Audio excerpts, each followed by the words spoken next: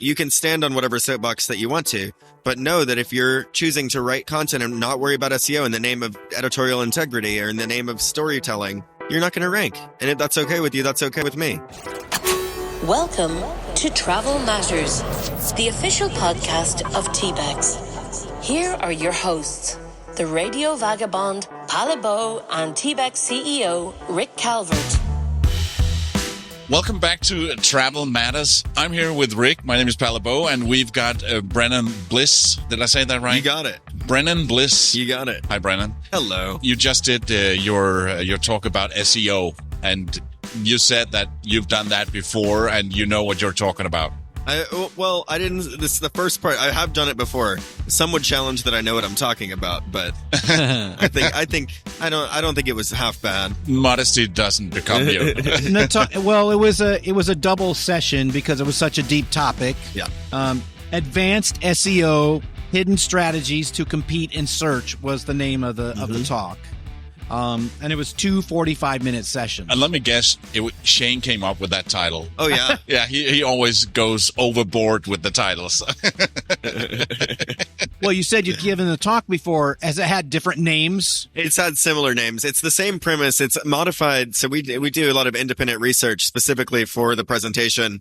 About 30 of the 80 slides are specific to the audience that we're speaking with. So what we covered in the presentation was we did an analysis of about 30 different blogs that were here, a meta-analysis of the specific search factors that are influencing visibility for the keywords that they are targeting.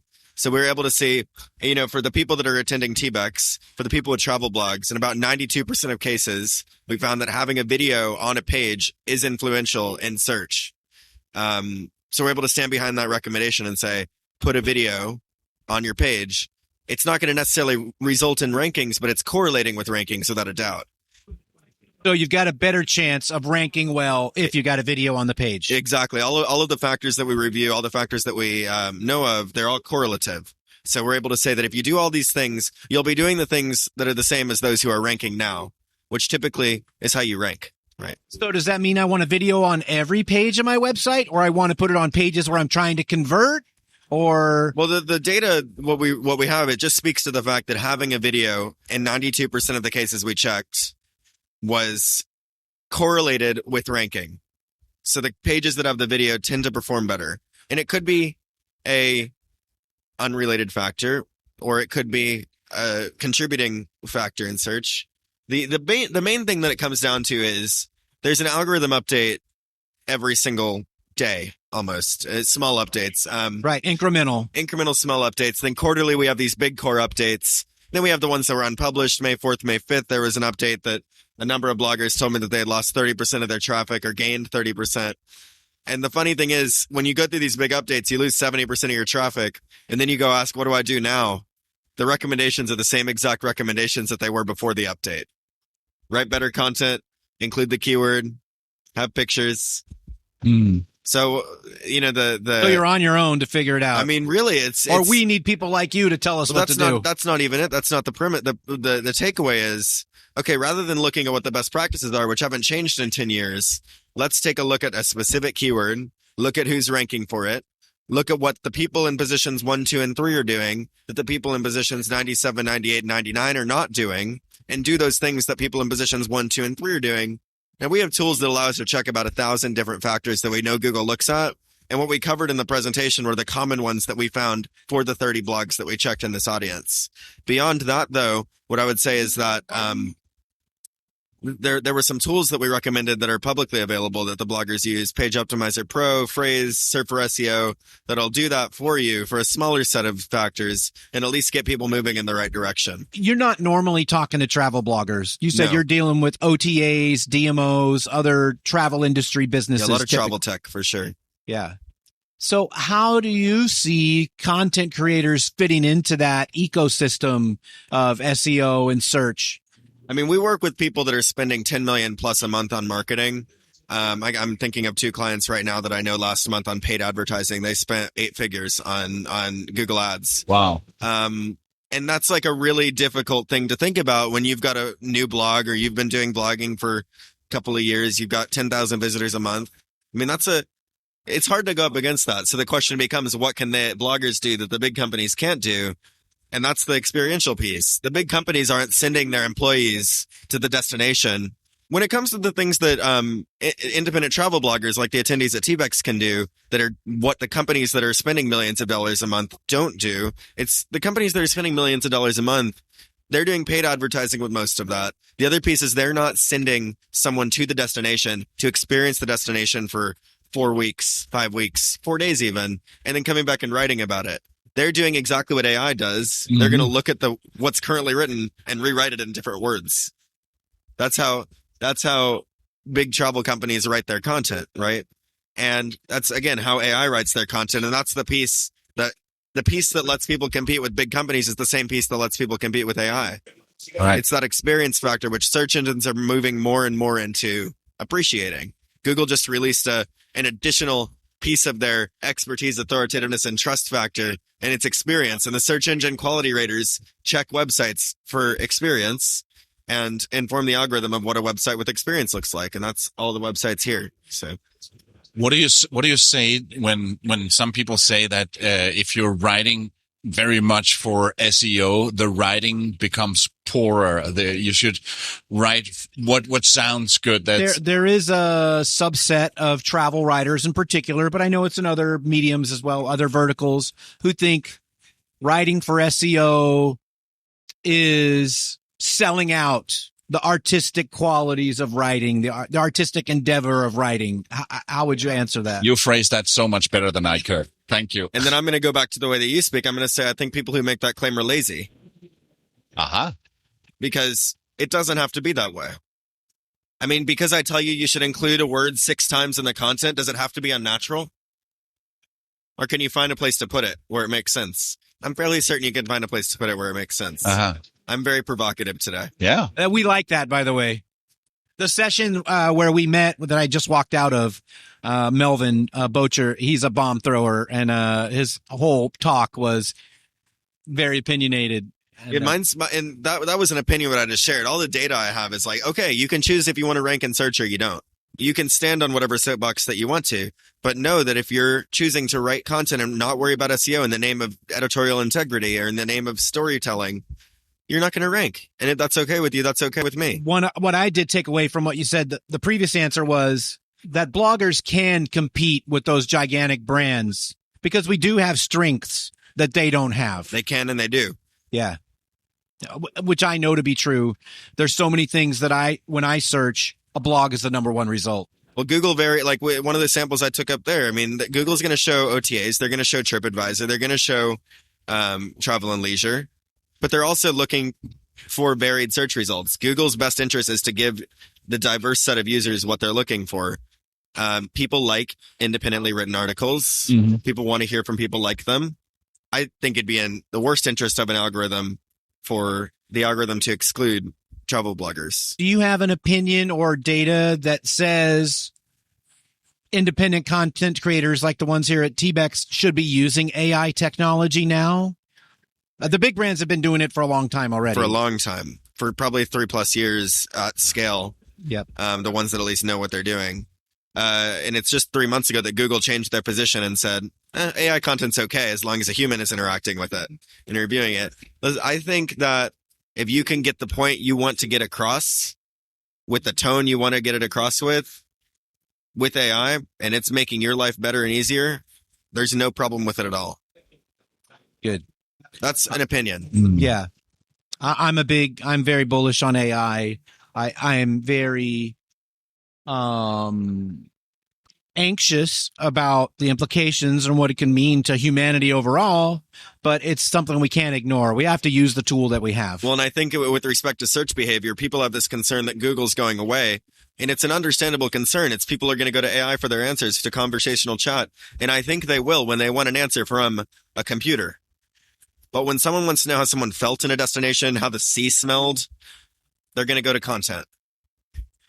They're going to want to see pictures. So we're simpatico, Brennan.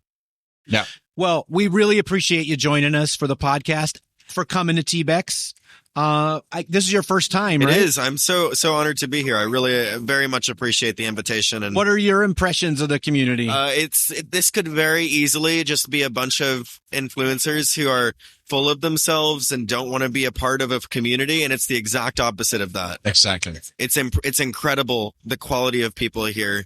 And it's incredible, the conversations I've had, the connections I've made. I hadn't, it's hard to, had expected prior the experience that I've had in the past couple of days. And just before we sat down, Shane came up to me and said, you have to speak to Brennan. And he sat in on your session, and he said, this is probably one of the most valuable sessions he's ever seen at a TBEX. Not just this one, but in general. So, and I sent him $100 after he said that. Yeah, he was just saying it to me. He didn't say that when you speak to him. No, I'm just mentioning it because as a reminder to myself, because I was not able to be there, that I'm going to get the virtual ticket, and that's also very good because then I can pause it and make more notes and watch it again and make sure that I get all the details. So I'll make sure that I mention the title of the session in the episode notes. So if you have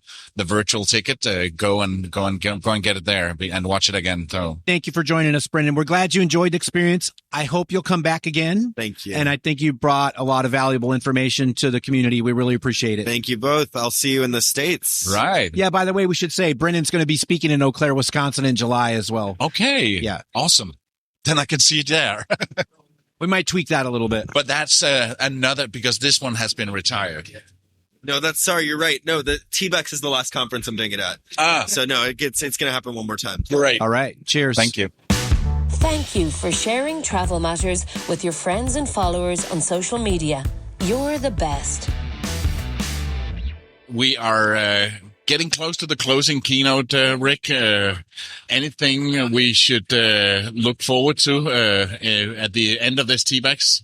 Well, we'll be announcing the host of TBEX 2024 Europe. May I speak also? Of course. I look forward for this announcement because I will join. And no for more next work year. for you. Yes, I want to come as a blogger possibly. Excellent. Okay, next year. Because I'm so excited for all these people that are here and how much love they show on and passion they put on what they do in this profession.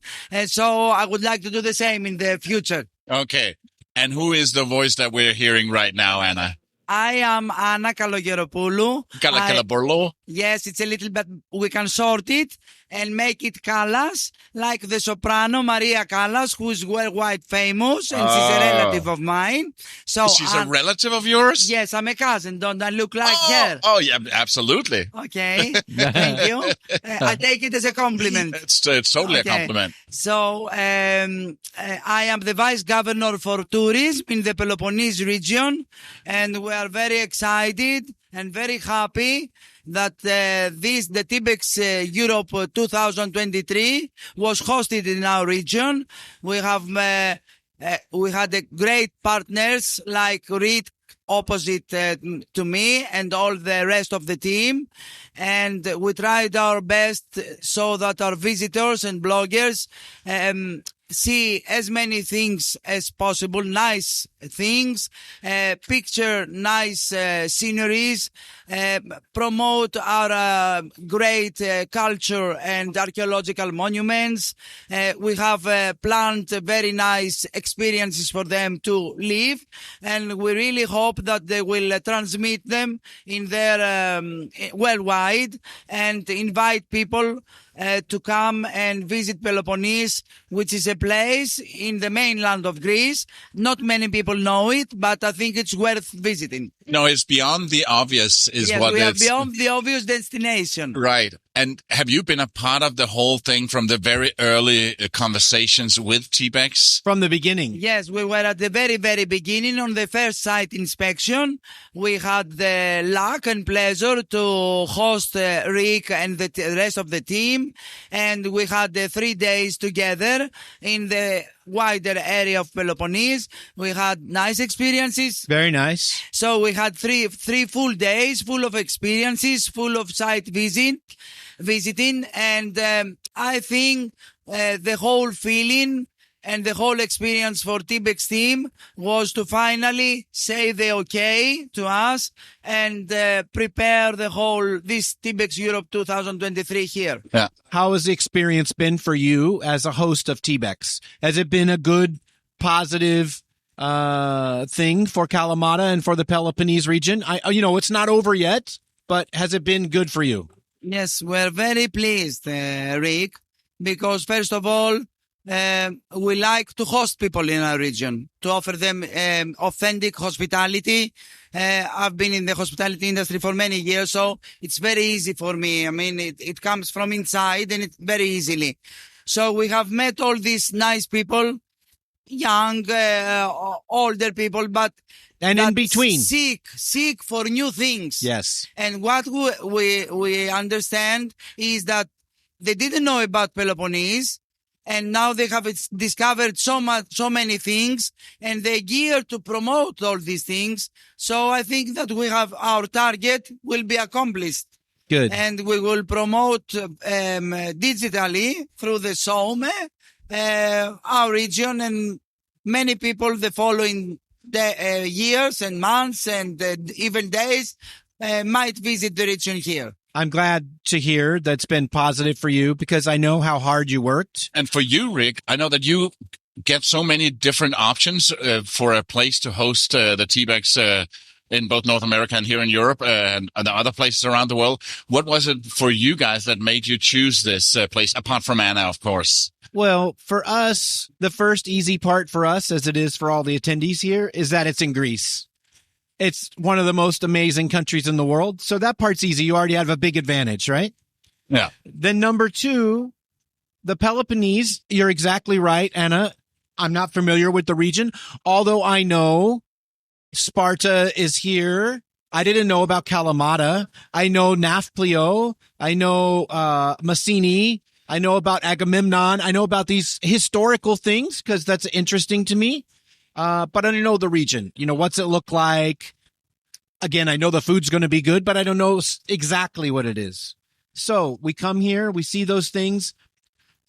The beauty is incredible. Where we are right now, we're looking out at the sea.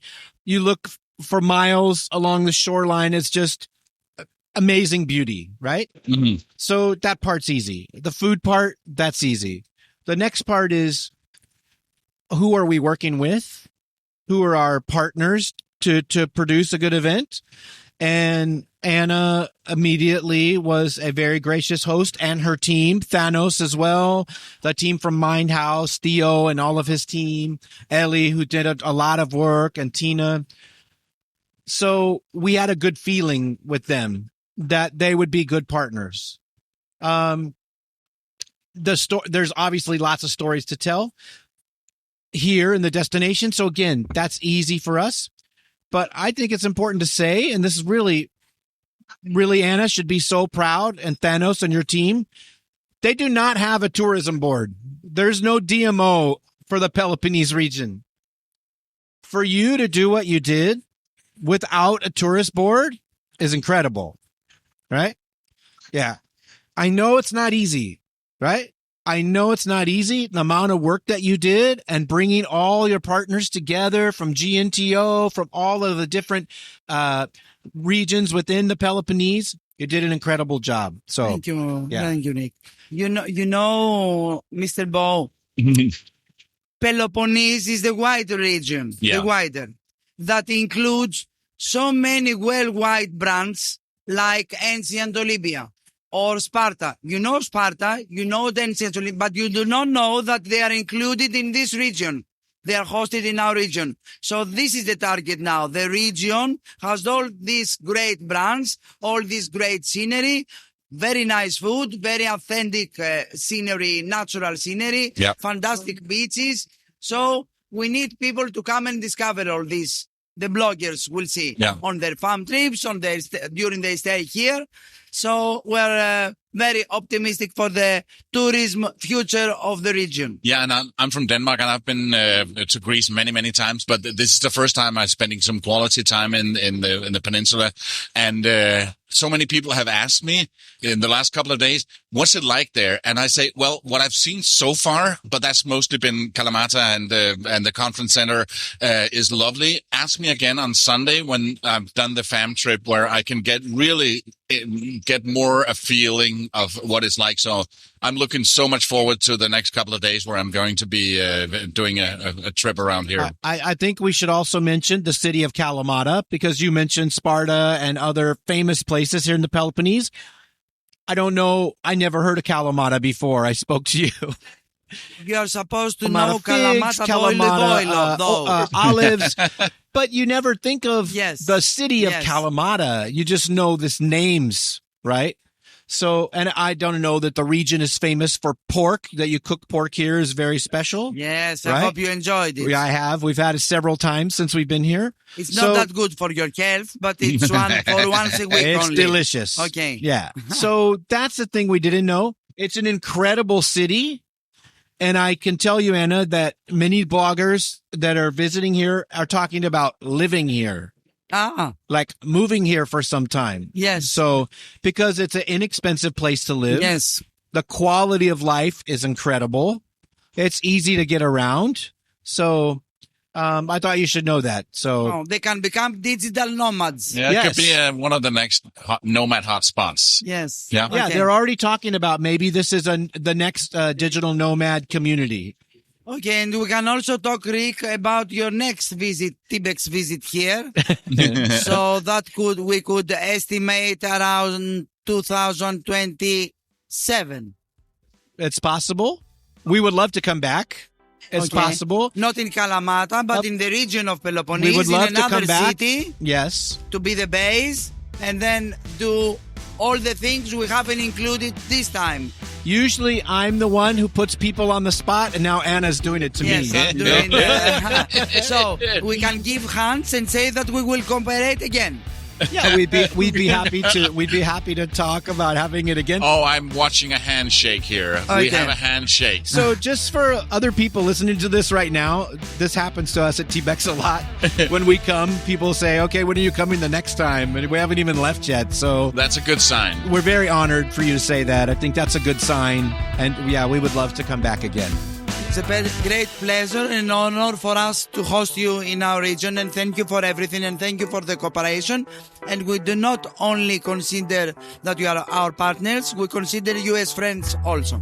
Thank you, Anna. We do as well. Thank Okay. you for coming on the podcast. Thank you. Thank you you too. for everything you did for us. Thank We you. really Me too. appreciate. Me Thank too. you. Thank you, Anna. Thank you, Mr. Bo. You've been listening to Travel Matters, the official podcast of TBEX. This episode of Travel Matters was hosted by TBEX CEO Rick Calvert and Radio Vagabond Palabo, and produced by radioguru.co.uk. See more about upcoming TBEX events on tbexcon.com. You can follow Palabo on theradiovagabond.com.